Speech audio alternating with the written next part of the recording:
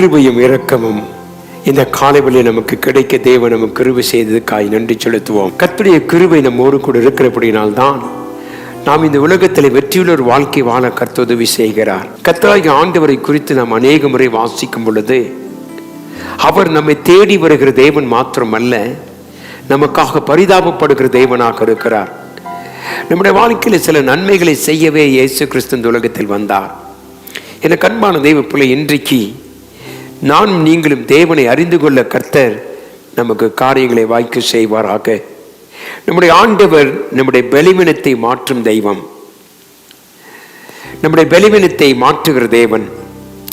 Mark எழுதின சுவிசேஷம் 3ஆம் அதிகாரம் 1 முதல் 5 வரைக்கும் வாசித்தோமானால், மறுபடியும் அவர் ஜெபாலயத்தில் பிரவேசித்தார். அங்கே சூம்பின கையுடைய ஒரு மனிதன் இருந்தார். ஓய்வு நாளிலே அவனை சுஸ்தமாக்கினார்.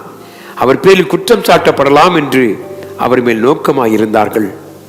அப்பொழுது அவர் சூம்பின கையுடைய மனுஷனை நோக்கி, எழுந்து நடுவே நெல் என்று சொல்லி அவர்களை பார்த்து, ஓய்வு நாளில் நன்மை செய்வதோ தீமை செய்வதோ ஜீவனை காப்பதோ அழிப்பதோ எது நியாயம் என்றார். அதற்கு அவர்கள் பேசாமல் இருந்தார்கள். அவருடைய இறுதிய கடிதத்தின் நிமித்தம் அவர் விசனப்பட்டு கோபத்துடனே சுற்றிலும் இருந்தவர்களை பார்த்து, அந்த மனுஷனை நோக்கி உன் கையை நீட்டி என்றார். அவன் நீட்டினான். அவன் கை மறுகை போல் சொஸ்தமாயிற்று. கர்த்தராகிய ஆண்டவர் மறுபடியும் அவர் ஜெபாலயத்துக்கு வந்தார். அப்படியானால் அவர் அடிக்கடி ஜெபாலயத்துக்கு வருகிறவராக இருந்தார்.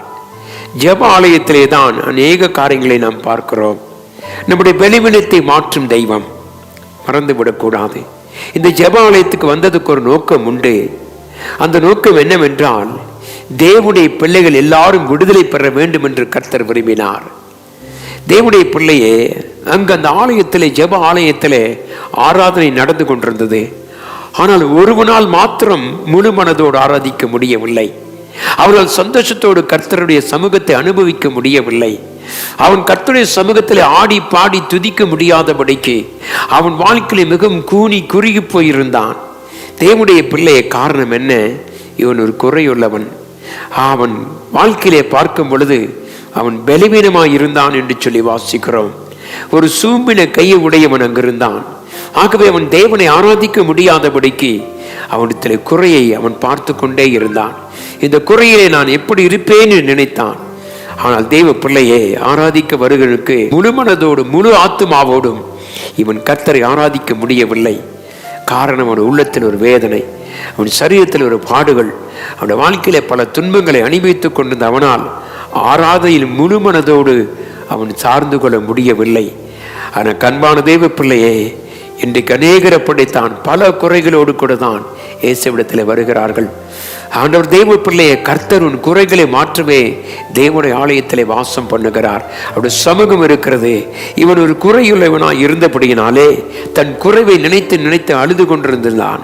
இவனுடைய வாழ்க்கையில விடுதலை இல்லையே, யார் இவனுக்கு விடுதலை கொடுக்க முடியும்? என கண்பான தெய்வ பிள்ளையே, கர்த்தர் இவனை பார்த்தார், இயேசுவனை பார்த்தார். இவனு விடுதலை தேவை என்பதை அறிந்தார். ஆகவே இவனை பார்த்த உடனே ஆண்டவராய் இயேசு கிறிஸ்து எல்லாவற்றையும் புரிந்து கொண்டார்.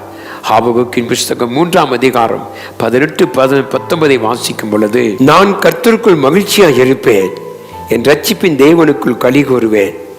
ஆண்டவராகிய கர்த்தர் என் பெலன், அவர் என் கால்களை மான்காலிகளை போலாக்கி உயரமான ஸ்தலங்களில் என்னை நடக்க பண்ணுகிறார். தேவனுடைய பிள்ளை, இவனால் ஒரு சந்தோஷமாய் கர்த்தரை ஆராதிக்க முடியாதபடி அவனுடைய குறை இருந்தது. ஆனால் இயேசுவனை தேடி வந்தார், அவனையே நோக்கி வந்தார். தேவனுடைய பிள்ளை, உன் குறைகளை மாற்றுவதற்கு இயேசு வருகிறார், மறந்து விடாதே. இவன் மறைந்திருக்கிறான், வேதம் சொல்லுகிறது. இவன் எழுந்து வெளியே வா என்றார். ஏனுடைய குறை நிமித்தமாக, இவனுடைய பாவத்தின் நிமித்தமாக, இவனுடைய சூழ்நிலை நிமித்தமாக இவன் ஜனக்கூட்டத்துக்களை மறைந்து கொண்டிருப்பதை பார்க்கிறோம். ஆராதனையிலே அவனால் வெளியே வந்து ஆராதிக்க முடியவில்லை.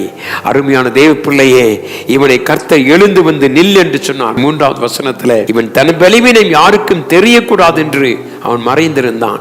இன்றைக்கு ஒருவேளை இந்த காலவெல்ல இந்த செய்தியை கேட்டுக்கொண்டிருக்கும் அருமையான தேவ பிள்ளையே, உன் பலவீனம் யாருக்கும் தெரியக்கூடாது என்று இவனைப் போலவே நீயும் மறைந்திருப்பாயினால் கர்த்தர் சொல்லுகிறார், எழுந்து வெளியே வா, என்னால் எல்லாம் ஆகும், நான் சகலத்தையும் செய்ய வல்லவராக இருக்கிறேன், நீ ஏன் பயப்படுகிறாய் என்று சொல்லி அவனை வெளியே வந்து அவன் சூம்பின கையை அவர் குணமாக்கினார்.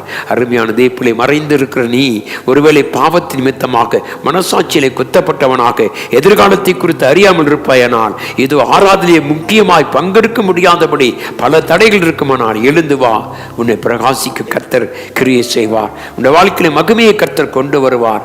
ஆகவே அவனை கொண்டு வந்து அவனை சுகமாக்கி அவனை விடுதலையோடு வீட்டுக்கு அனுப்பினார். பல வருஷங்களாக இருந்ததான அவனுடைய குறைவை கர்த்தர் நிறைவாக்கி அவனை ஆசீர்வதித்தார். நம்மையும் அப்படி நடத்த அவர் வல்லவராக இருக்கிறபடினாலே நாம் மறைந்திருக்காதபடி தெய்வ சமூகத்தில் வந்து சகலத்தையும் கர்த்தருக்கு முன்பாக ஒப்பு கொடுப்போம். அவர் நம்மை சுகமாக்க வல்லவராகவே இருக்கிறார். அப்படிப்பட்ட நம்பிக்கையோடு இந்த காலைவெளியிலே நாம் தேவனிடத்திலே சேருவோம். தேவ பிள்ளையே, தேவன் நம்மை ஆசீர்வதிப்பாராக. எங்கள் கிருபையும் இரக்கமும் அன்புமுள்ள நல்ல ஆண்டவரே, இந்த அருமையான மகிமையான வேலைக்காய் உமக்கு நன்றி செலுத்துகிறோம். கர்த்தாவே, இந்த மனிதனை எப்படி நீ சுகமாக்கின அப்படியே ஆண்டவரே, அநேக ஆத்துமாவிலே கர்த்தாவே அப்பா சுகம் இல்லாமல் அன்றைய ஆத்துமாவிலே வெறுமையாக்கப்பட்டவர்கள் எத்தனையோ பேர் உண்டு கர்த்தாவே.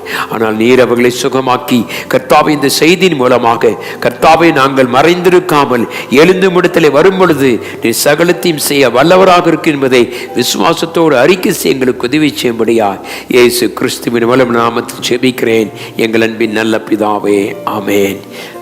கர்த்தர் நம்மோடு கூட இருப்பாராக. ஆமேன்.